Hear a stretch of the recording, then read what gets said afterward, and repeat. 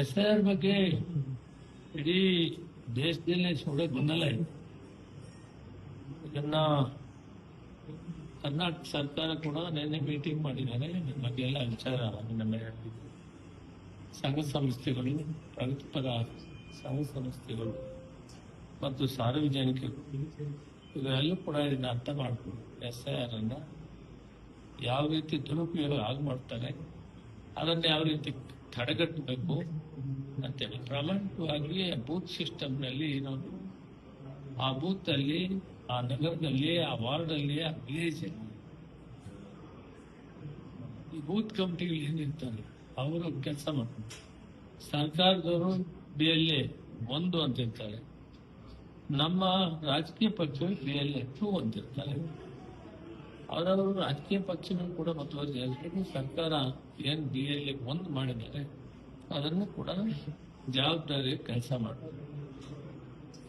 ಮತಗಳನ್ನ ತೆಗೆಯುವಂತ voter list ಇದು ಇಡೀ ದೇಶದಲ್ಲಿ ಕೂಡ ಸಂಶಯಾಸ್ಪದವಾದಂತ ವ್ಯವಸ್ಥೆ ಆಗಿದೆ SIR. ಇದಕ್ಕೆ ಕರ್ನಾಟಕ ಸರ್ಕಾರ ಮಾನ್ಯ ಮುಖ್ಯಮಂತ್ರಿಗಳು ಮತ್ತು ಸಚಿವರನ್ನ ಕರೆಸಿ ಒಂದು ಮೀಟಿಂಗ್ ನಿನ್ನೆ ಮಾಡಿದ್ದಾರೆ. ನಾವೆಲ್ಲ ಕೂಡ ಈ ವಿಷಯದಲ್ಲಿ ಸರಿಯಾದಂತ ರೀತಿಯಲ್ಲಿ ಮತ ಪಟ್ಟಿ ಏನಿದೆ ಅದು ಪರಿಷ್ಕರಣೆ ಆಗಲಿ, ಅದರಲ್ಲಿ ಏನೋ ಭಿನ್ನಾಭಿಪ್ರಾಯ. ಆದ್ರೆ ಮಾಡುವಂತ ಕಾಲದಲ್ಲಿ ಕೆಲವು ಸಮುದಾಯಗಳ ಮತವನ್ನ ತೆಗೆಯುವಂಥದ್ದು ಮಾಡೋದು, ಅವ್ರಿಗೆ ಬೇಕಾಗಿದ್ದು ಉಳಿಸುವಂಥದ್ದು ಮಾಡೋದು, ಇದು ವ್ಯವಸ್ಥಿತವಾಗಿ ನಡೀತಾ ಇದೆ. ಇವತ್ತು ವೆಸ್ಟ್ ಬೆಂಗಾಲ್ ಹೋಗ್ತಾ ಇದ್ರೆ ಆಶ್ಚರ್ಯ ಆಗ್ತದೆ. ಆ ರಿಸಲ್ಟು ಅವ್ರು ಅಷ್ಟೊಂದು ಪ್ರಾಮಾಣಿಕವಾಗಿ ಕೆಲಸ ಮಾಡಿದ್ರು ಅಂತ ಆ ರಿಸಲ್ಟ್ ನೋಡಿದಾಗ ನಾವೆಲ್ಲ ಎಚ್ಚೆತ್ಕೊಳ್ಬೇಕು. ಫೇರ್ ಆಗಿ ನಡೀಲಿ. ವೋಟರ್ ಲಿಸ್ಟ್ ಏನಿದೆ ಅದು ಪರಿಷ್ಕರಣೆ ಆಗಿದೆ. ಪರಿಷ್ಕರಣೆಯಲ್ಲಿ ಕರೆಕ್ಟ್ ಆಗಿ ಯಾರಿದ್ದಾರೆ ವಾರ್ಡಲ್ಲಿ ಅಥವಾ ಗ್ರಾಮದಲ್ಲಿ, ಆ ಬೂತ್ನಲ್ಲಿ ಅವ್ರಿಗೆ ಯಾವುದೇ ವರ್ಗದವರಾಗಲಿ ಅಲ್ಲಿ ಬದಲಾವಣೆ ಮಾಡೋದು, ತೆಗೆಯುವಂತ ಕೆಲಸ ಆಗದಂತೆ ಮುನ್ನೆಚ್ಚರಿಕೆಯನ್ನ ರಾಜಕೀಯ ಪಕ್ಷಗಳು ಜವಾಬ್ದಾರಿಯಿಂದ ನಿರ್ವಹಿಸಬೇಕು ಅಂತ ಆ ಉದ್ದೇಶದಿಂದ ಮುಖ್ಯಮಂತ್ರಿ ಸಿದ್ದರಾಮಯ್ಯ ಅವರು ಮೀಟಿಂಗ್ ಕರೆದಿದ್ದರು. ಅದರಿಂದ ನಾವು ನಮ್ಮ ಕಾರ್ಯಕರ್ತರಿಗೆ ಎಚ್ಚರಿಕೆ ಕೊಡ್ತಾ ಇದ್ದೀವಿ. BLA 2 ಪೊಲಿಟಿಕಲ್ ಪಾರ್ಟಿ ವ್ಯಕ್ತಿ ಇರ್ತಾರೆ, ಅದು ಯಾವುದೇ ಪೊಲಿಟಿಕಲ್ ಪಾರ್ಟಿ ಆಗಲಿ, ಎಲ್ಲರೂ ಕೂಡ ನಾಗರಿಕರ ಹಿತದೃಷ್ಟಿಯಿಂದ, ಮತದಾರರ ಹಿತದೃಷ್ಟಿಯಿಂದ ಅವರ ಮತದ ಹಕ್ಕನ್ನು ಕಾಪಾಡುವಂತ ಕೆಲಸವನ್ನ ನಾವು ಮಾಡಬೇಕಾಗ್ತದೆ. ಅದರಲ್ಲಿ ವಿಶೇಷವಾಗಿ ಕಾಂಗ್ರೆಸ್ ಪಾರ್ಟಿ ಈ ಕೆಲಸವನ್ನು ಬಹಳ ಜವಾಬ್ದಾರಿ ಮಾಡ್ತಾರೆ. ಪ್ರದೇಶ ಕಾಂಗ್ರೆಸ್ ಸಮಿತಿ ಅಧ್ಯಕ್ಷರು ಇದರ ಬಗ್ಗೆ ಸಾಕಷ್ಟು ನಮಗೆ ಮಾರ್ಗದರ್ಶನ ಕೊಟ್ಟಿದ್ದಾರೆ. ಜಿಲ್ಲಾ ಕಾಂಗ್ರೆಸ್ ಅಧ್ಯಕ್ಷರು, ಬ್ಲಾಕ್ ಕಾಂಗ್ರೆಸ್ ಅಧ್ಯಕ್ಷರು ನೇತೃತ್ವದಲ್ಲಿ BLA 2 ಮಾಡಿದ್ದೇವೆ. ಅವರು ಮಾತ್ರ ಮಾಹಿತಿ ಸಂಗ್ರಹಣೆ ಮಾಡ್ತಾರೆ.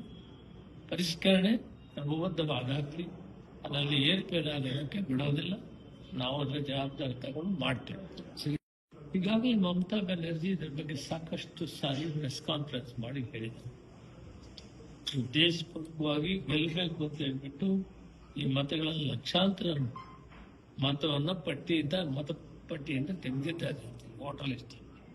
ಇದ್ರ ಬಗ್ಗೆ ನಾವು ಅಲರ್ಟ್ ಆಗಿರ್ಬೇಕು ಅನ್ನೋದನ್ನ ಹೇಳ್ಬೇಕು. ಇದಾಗಬಾರ್ದು. ಪ್ರಜಾಪ್ರಭುತ್ವ ವ್ಯವಸ್ಥೆಯಲ್ಲಿ ಯಾವುದೇ ಆಗಲಿ ಫೇರ್ ಆಗಿರಬೇಕು.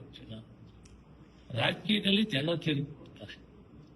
ಜನ ತೀರ್ಪಕ್ಕೆ ವಿರುದ್ಧವಾದಂತಹ ನಿರ್ಣಯಗಳಾದರೆ ಅದನ್ನ ತಿರುಗಿಸಿದರೆ ಅಥವಾ ಹಣಬಲ, ತೋಳುಬಲವನ್ನು ಬಳಸಿದರೆ ಅದು ಪ್ರಜಾಪ್ರಭುತ್ವ ಆಗಲ್ಲ.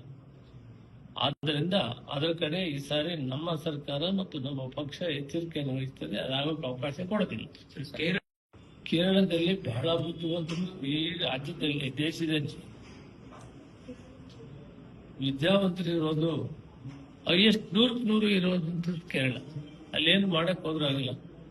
ಪ್ರತಿ ಕೆಲಸಕ್ಕೆ ಹೋಗೋನು ಒಬ್ಬ ಕಾರ್ಮಿಕ ಕೂಡ ಡಬಲ್ ಗ್ರಾಜುಯೇಟ್ ಇರ್ತಾರೆ. ಯಾರು ಅದ್ರಲ್ಲಿ ಮಾಡಕ್ ಆಗೋದಿಲ್ಲ. ಹೈಯೆಸ್ಟ್ ಎಜುಕೇಶನ್ 100% ಎಜುಕೇಶನ್ ಇರೋದ್ರಿಂದ ಅಲ್ಲಿ ಆಗಿಲ್ಲ ಅಂತ ನನ್ನ ಭಾವನೆ. ಆಗಕ್ಕೆ ಅವಕಾಶ ಆಗಿಲ್ಲ.